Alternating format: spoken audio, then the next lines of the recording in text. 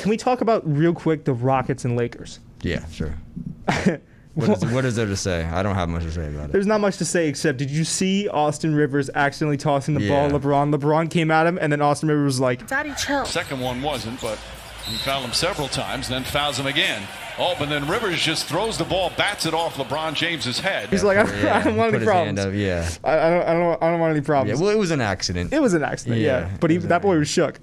I'd be shook too. I wouldn't want problems with LeBron James, but especially not like rolling the I also head. don't think Austin Rivers is one to throw the ball at someone's head. No. He was. I think he was just batting it towards the ref and it hit LeBron in the head. Yeah. Yeah, but like it was just hilarious, like because I would have done the same. Like everyone was clowning him, but it's like, dog, if you had LeBron coming at you, like he was doing the head neck roll thing. You know what I'm talking about? That's pissed off LeBron. Yeah. Well, LeBron was a little bit fed up, but also it's like LeBron. Relax. Yeah. You think so? Yeah. That ball hits you in the back of the head, you're gonna pull up and start swinging. Like, was like, chill, buddy. Relax. Daddy, chill. I can't. Yeah. Do we pop it one more time? You go ahead. Daddy. Oh. Daddy, chill. There we are. Love this new sound effect. Love it. What the hell are you even talking about? Yeah. What the hell is even that? Yeah. What the hell is even that?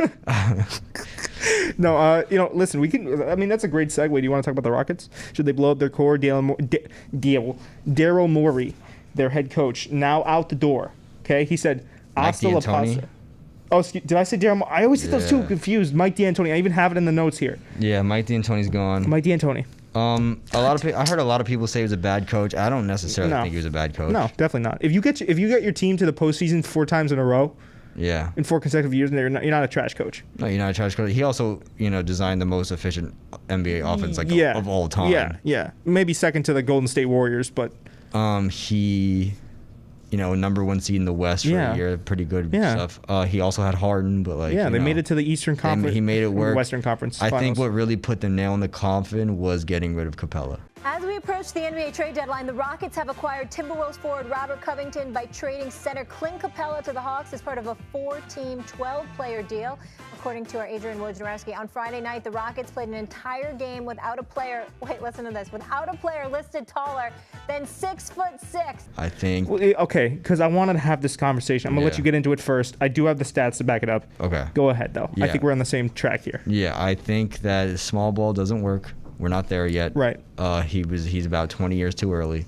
Okay. I think that Capella and Harden had a great dynamic, and once they fully committed to the small ball type thing, no bueno. I think they had other pieces they could have got rid of, like PJ Tucker. Like, I'm not even joking. We'll sit there in the room watching a Rockets game, and every play we'll go look at PJ Tucker. What is he doing? Up court slowly. LeBron dips his shoulder and gets to the bucket. He understands where he's going to impact this game offensively. Anthony Davis rolling to the basket and good. He just chills in the corner. He's like a corner sitter on 2K. Like, he's not good at basketball. He's not that good. Oh, like, when he shoots threes from the corner, he's money, but that's about it. He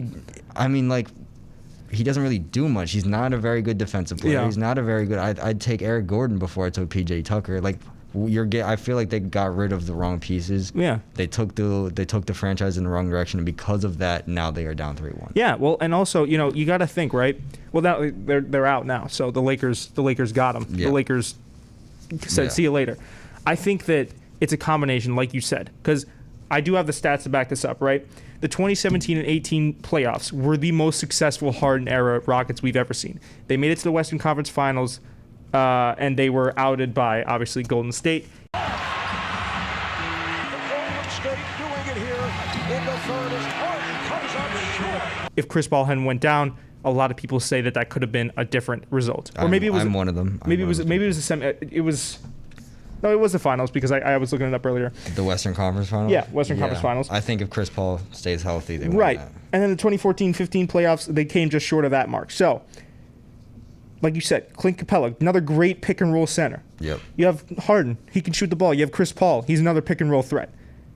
I think it comes down to the fact that you're right. They got wrong. They said see you later to the wrong guys, man. Yeah. They got rid of Chris Paul. I know, and the media narrative coming into that season, going out of that season was that he was washed before he came to OKC. So, all right, that maybe affects Mike D'Antoni or Daryl, whoever makes the decisions, whoever is chief honcho. That maybe affects his decision making, right? But then you also get rid of Clint Capella. Yep. like you said, a great dynamic with Harden. Yeah. I think if they want to cash in on this championship window, which is going to be even more hard now because they don't have a coach that's accustomed to their offense.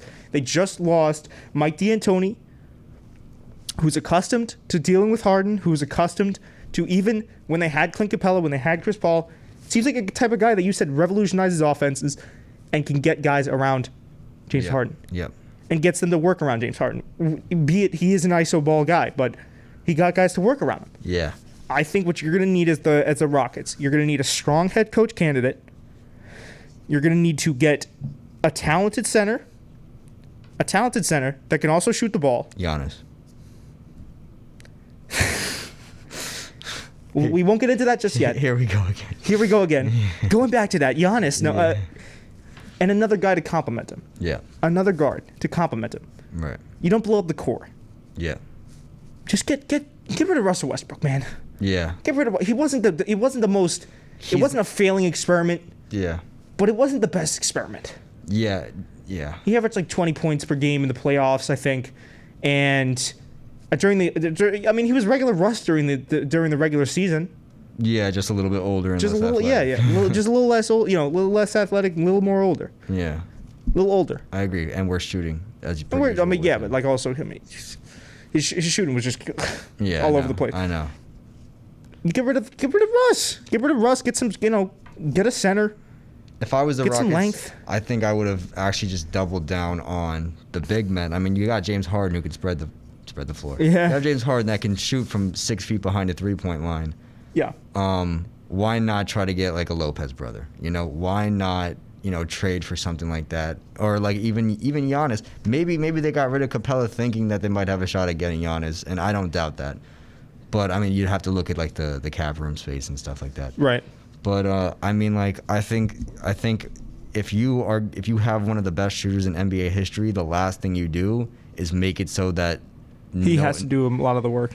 No, I wouldn't say that. I would say the last thing you want to do is make it so that it's 100%. Every game is decided whether he is having a good shooting night or not. Well, that's what I'm saying. He's getting a brunt of that offensive impact. No one on that team can drive, right? Because no one's big enough. Except for Westbrook.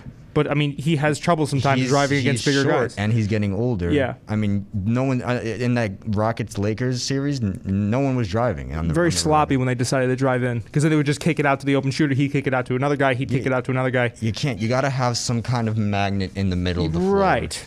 And something to spread the floor. Yeah, they didn't have that. Yeah. And I think obviously hindsight's 2020.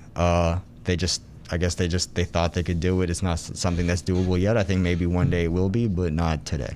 I don't think it's the end of the Houston Rockets playoff window. I just think they need to do a lot more this free agency. They need to look into investing in a lot more pieces. I think it's definitely closing. I think Harden is also getting older. Yeah. It's closing fast, but it's closing pretty quickly. If you can get, and I'm talking about just the right combination of pieces, you might be able to do something with it.